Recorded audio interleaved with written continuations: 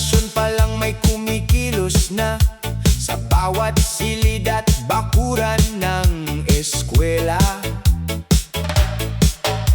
May hawak na walis, pintura at martilyo para sa mga batang may pangarap na totoo. Mga guro at magulang nagkakaisa, mga volunteer sama-samang gumagawa.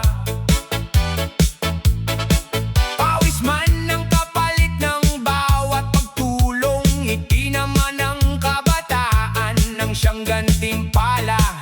Ngayon, hindi ito utos, hindi rin obligasyon. Ito'y bayanihang may pusong puno ng malasakit at aksyon. Brigada Eskwela, bayanihan ng bayan, para maging ligtas ang bawat paaralan.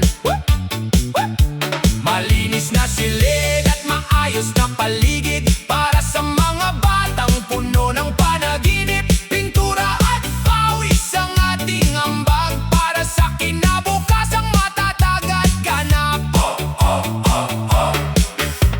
May nagkukumpuni ng sirang bintana, may nagpipintura ng kupas na pisara, may nagwawalis ng damo sa bakuran, habang iba na may nag-aayos ng upuan. Bawat bako na ating ipinupukpok, pag-asa ng kabataan ng siyang itinataguyod. Dahil ang edukasyon na yaman ng bayan na dapat alagaan ng buong sambayanan. Ang paaralan ay pugad ng kaalaman, dito hinuhubog ang susunod na henerasyon. Kaya sama-sama natin pagandahin ang lugar kung saan nagsisimula ang bawat mitiin. Brigada Eskwela, bayanihan ng bayan, para maging ligtas ang bawat paaralan. Malinis na silid at maayos na paligid para sa mga batang puno ng panaginip. Pintura at pawis ang ating ambag para sa kinabukasang matatag at ganap. Sa bawat tulong na kusang ibinibigay, may pangarap na bata na muling nabubuhay. Kaya Brigada Eskwela ating suportahan para sa edukasyon at kinabukasan ng bayan. Brigada Eskwela, sama-sama sa gawa. Malinis at ligtas na paaralan para sa bata.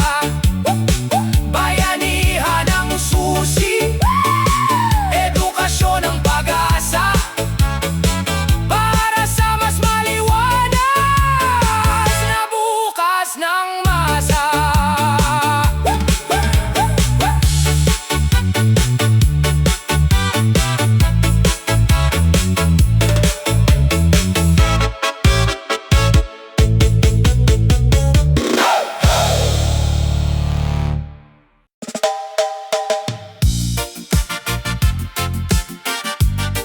Oh, yay, yay, yay, yay.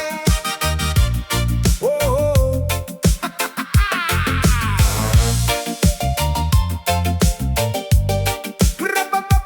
oh, yay, yay. Oh, hindi ginto, hindi pera ang tunay na yaman, kundi kaalam ang baon mo habang nabubuhay sa mundo. Kapag may alam ka, may direksyon ng hakbang, may liwanag sa daang minsang puno ng agam-agam. Habang iba'y naliligaw sa maling landasin, may taong sa karunungan ay patuloy na kumakapit. Dahil alam niyang ang bawat natutunan ay puhunan para sa magandang kinabukasan. Ang bahay maaaring masira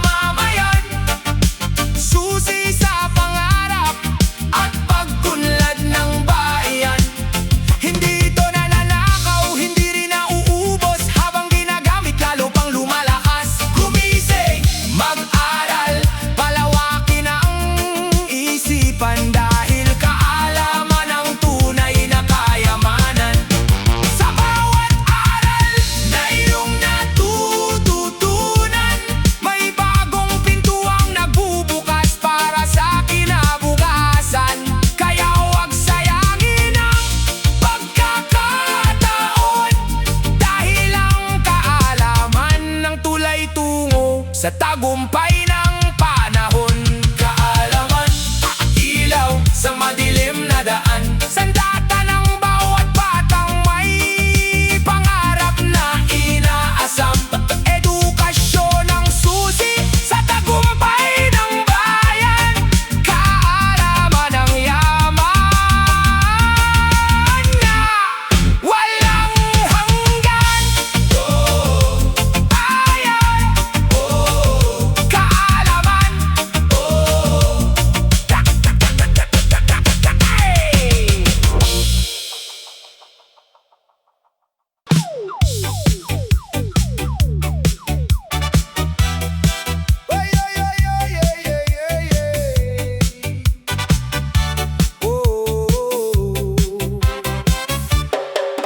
Madilim pa ang langit, ngunit gising na si nanay. Naghahanda ng baong kahit kulang ang kinita kahapon. Si tatay na may maagang umaalis ng bahay. Bitbit ang pag-asa para sa anak na minamahal. Sa bawat pawis na pumapatak sa daan, may pangarap na pilit nilang ipinaglalaban. Hindi para sa sarili, kundi para sa kinabukasan ng mga anak na siyang pag-asa ng tahanan. Kahit kapos at hirap ang kanilang buhay, hindi nila hinahayaang mawala ang pag-asa at tagumpay. Sakripisyo para sa edukasyon, luhang pinapawi ng determinasyon. Kahit gutom, kahit pagod, tuloy ang laban. Makapagtapos lang ang anak ng paaralan. Umising mag-aral, suklian ang sakripisyo, dahil edukasyon ang pinakamahalagang regalo. May estudyanteng naglalakad sa init at ulan. May iba namang nagtatrabaho pagkatapos ng klase.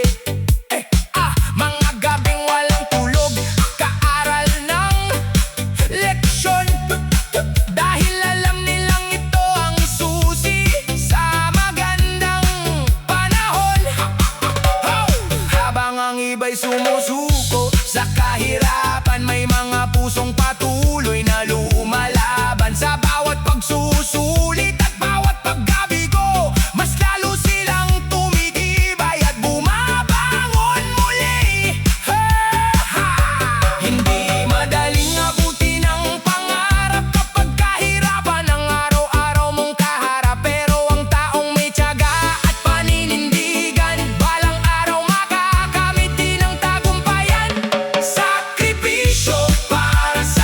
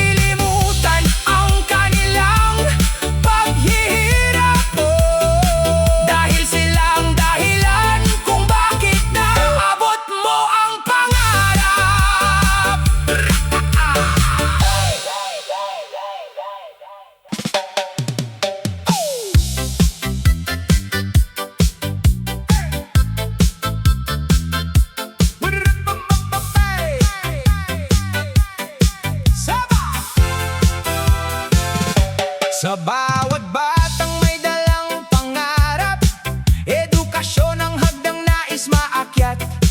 Kahit kapos ang baon at hirap ang buhay, umaasa pa ring may magandang bukas na tunay. May magulang na pawis ang puhunan para lang makapasok ang anak sa paaralan. Kaya kapag may pagkakataong makapag-aral, ito'y biyayang dapat pahalagahan. Hindi lahat nabibigyan ng pagkakataon, kaya bawat aral ay dapat pagyamanin ngayon. Libreng edukasyon, pag-asa ng kabataan, susi sa pangarap ng bawat mamamayan. Libro at kaalaman ng tunay na kayamanan na hindi mananakaw ni numan kailanman. Gumising, mag-aral, huwag sayangin ang biyaya, dahil edukasyon ang daan tungo sa pag-asa. May batang naglalakad sa init at ulan, makapasok lamang sa silid-aralan. May estudyanteng puyat sa kakaaral gabi-gabi, dahil alam niyang edukasyon ang susi. Hindi sapat ang magkaroon ng pagkakataon, kailangan ding samahan ng dedikasyon. Dahil ang kaalaman ay parang ilaw sa dilim na gagabay sa bawat pangarap na mitin. Ang tunay na yaman ay wala sa bulsa, kundi sa isipang puno ng kaalaman at pag-asa. Kapag edukado ang bawat kabataan, mas matatag ang kinabukasan ng bayan. Libreng edukasyon, pag-asa ng kabataan, susi sa pangarap ng bawat mamamayan. Libro at kaalaman ang tulay na kayamanan na hindi mananakaw ni numan kailanman. Gumising, mag-aral, huwag sayangin ang biyaya, dahil edukasyon ang daan tungo sa pag-asa. Sa bawat pahinang sa bawat pahinang bawat pahinang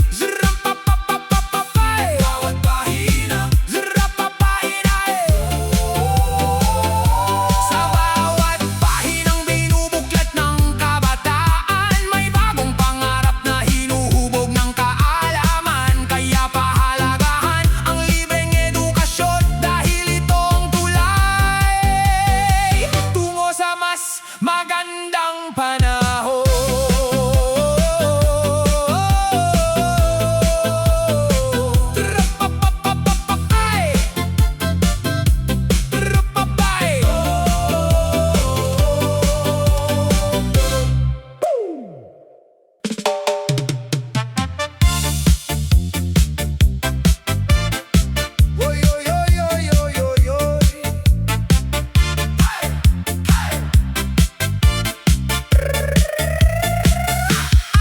Hindi lahat ng laban ay sa lakas nadadaan.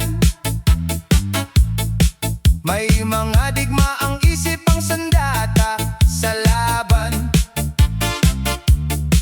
Habang iba'y naliligaw sa maling direksyon,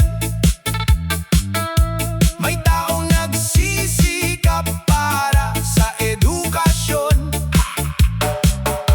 Sa bawat librong binubuklat gabi-gabi,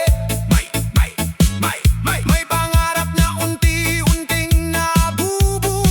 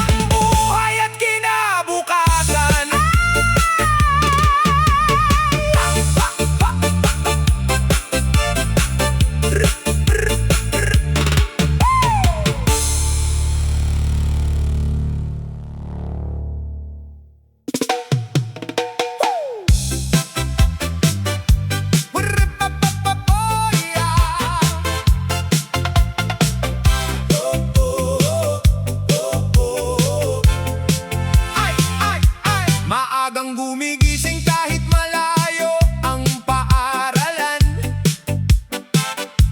Bitbit ang pangarap at pag-asa ng tahanan. May batang naglalakad sa init at ulan, makapasok lamang sa silid-aralan. Habang magulang ay buong araw nagkakayod para may baon at pambili ng gamit, bawat pisong kanilang pinaghihirapan alay para sa magandang kinabukasan. Hiya! Hindi man tayo mayaman sa salapi, edukasyon ang kayamanang hindi mananakaw kahit kailanman. Pahalagahan ng edukasyon, ito ang tunay na puhunan, susi sa pangarap at pag-unlad ng bayan. Libro at kaalaman ang sandata sa buhay para malampasan ng hirap at pagsubok na tunay. Gumising, mag-aral, huwag sayangin ang pagkakataon, dahil edukasyon ang daan sa magandang panahon.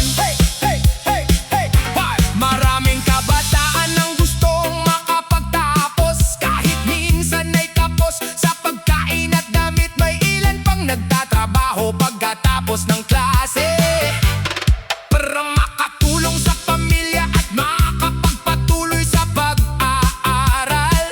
Sa mundo ng tukso at maling impluwensya, edukasyon ang gabay tungo sa pag-asa. Hindi barkada, bisyo o kalokohan, kundi kaalaman ang mag-aangat sa kinabukasan.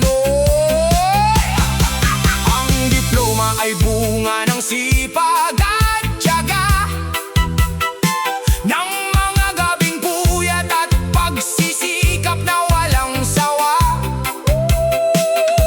At kapag natapos mo ang iyong pag-aaral, mas marami kang pagkakataong maabot ang pangarap. Pahalagahan ng edukasyon, ito ang tunay na puhunan, susi sa pangarap at pag-unlad ng bayan. Libro at kaalaman ang sandata sa buhay para malampasan ng hirap at pagsubok na tunay. Gumising, mag-aral, huwag pagsayangin ang pagkakataon, dahil edukasyon ang daan sa magandang panahon. Sa bawat pahina ng librong binubuksan, may bagong pag-asang naghihintay sa hinaharap. Kaya kabataan, huwag bibitiw sa pangarap, dahil sa edukasyon nagsisimula ang bawat tagumpay.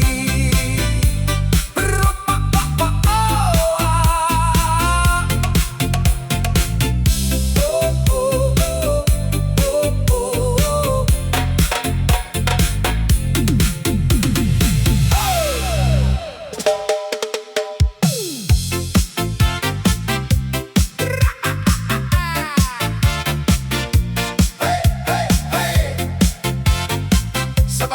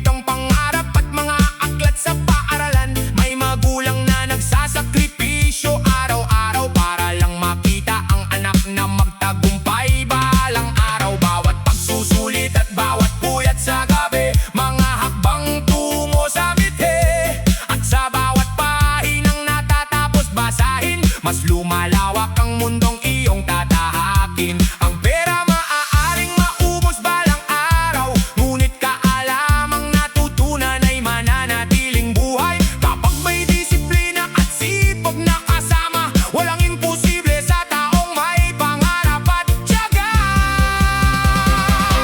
Aklat ng tagumpay, liwanag ng buhay, sa bawat pahina naroon ang tunay na gabay. Karunungan ng sandata laban sa kahirapan, at susi sa pangarap ng bawat mamamayan. Magbasa, matuto, huwag sayangin ang panahon, dahil edukasyon ang tulay sa magandang bukas ngayon. Sa bawat aklat, sa bawat aklat na iyong binubuksan, may bagong pag-asang naghihintay sa kinabukasan. Kaya hawakan mo ang aklat at huwag bibitiw, dahil dito nagsisimula ang tagumpay na iyong minibitiw.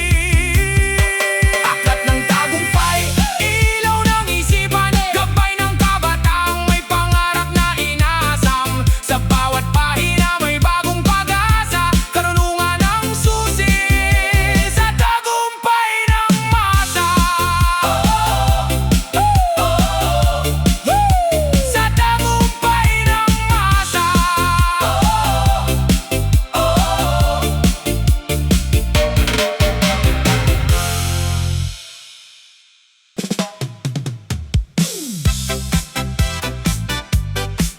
Oh yeah, yeah, yeah. Oh, oh, oh. Oh, yeah. Sa bawat umagang may dalang pag-asa, mga batang papasok sa paaralan na masaya. Bitbit ang bag at mga pangarap, umaasang balang araw ay makakaangat. Sa loob ng silid-aralan nagsisimula ang mga pangarap na gustong maabot nila. Bawat aralin at bawat karanasan, pundasyon ng kanilang kinabukasan. Hindi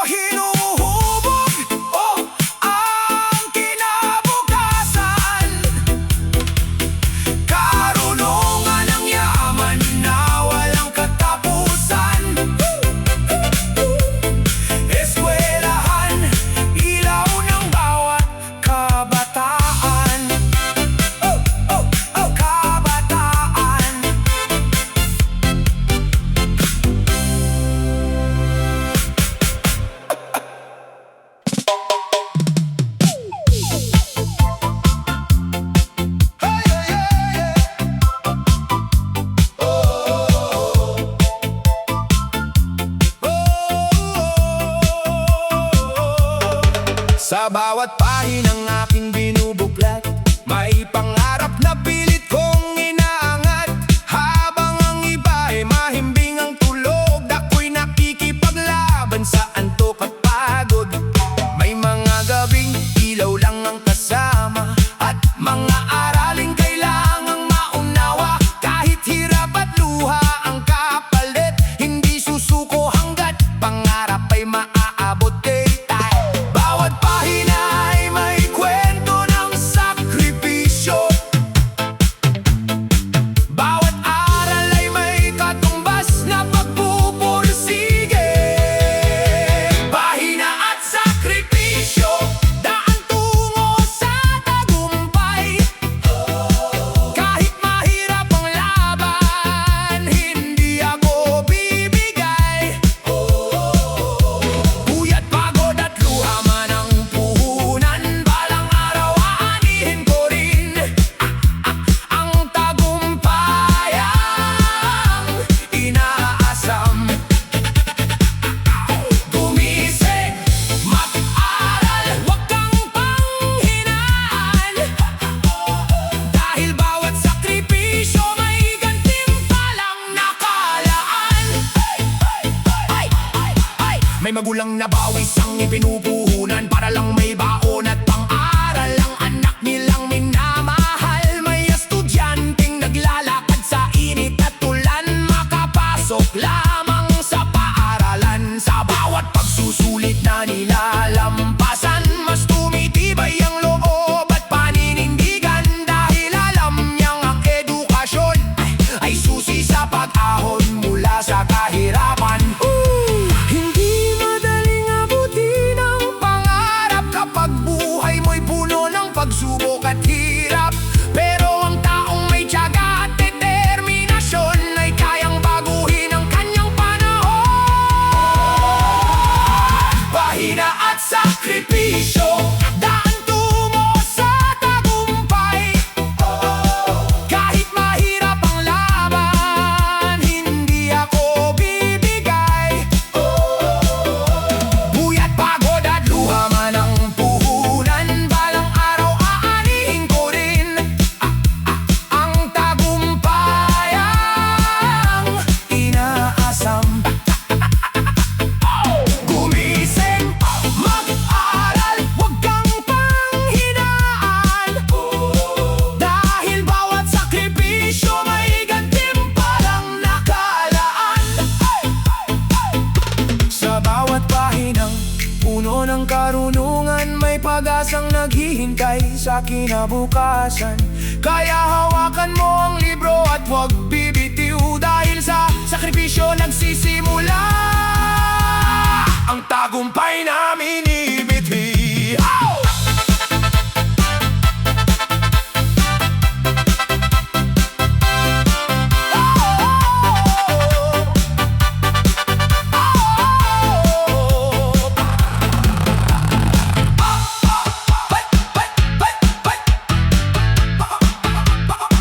Pahina at sakripisyo, magkasabay na laban, para sa pangarap ng bawat kabataan.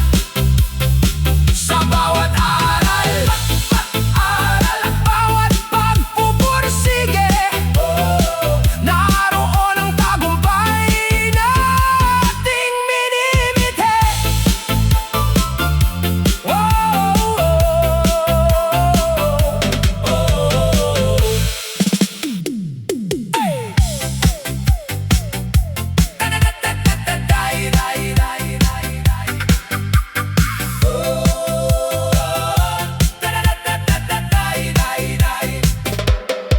Hindi madaling akyatin ang bundok ng pangarap.